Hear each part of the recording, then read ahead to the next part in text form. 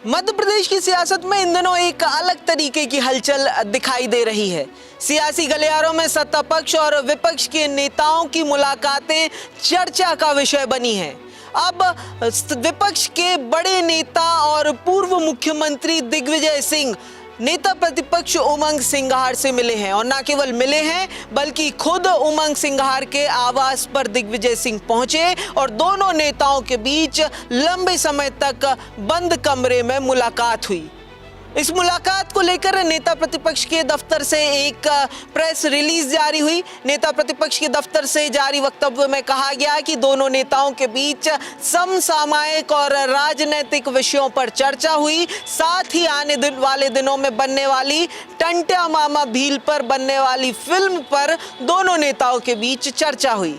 खैर, अगर बात केवल इतनी सी होती तो दिग्विजय सिंह खुद उमंग सिंघार के घर ना पहुंचते, क्योंकि ये वही उमंग सिंघार और दिग्विजय सिंह हैं जो एक समय पर धुर विरोधी माने जाते थे। ये वही उमंग सिंघार हैं जो एक समय पर दिग्विजय सिंह पर ब्लैकमेलिंग जैसे आरोप लगा चुके हैं।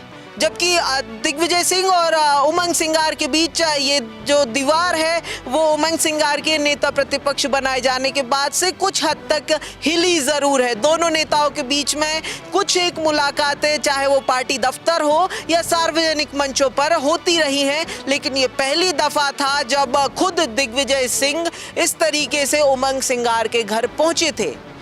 ये मुलाकात इसलिए भी कान खड़े कर रही है, इसलिए भी चर्चा का विषय बनी हुई है क्योंकि दिग्विजय सिंह हाल के दिनों में अपने पुराने विरोधियों से मुलाकातों का सिलसिला बढ़ा रहे हैं। चाहे फिर वो अजय सिंह राहुल भैया हो या फिर दूसरे पार्टी के नेता हो, तमाम नेताओं के साथ दिग्विजय सिंह की मुलाकातें चर्चा का विषय बनी हुई हैं।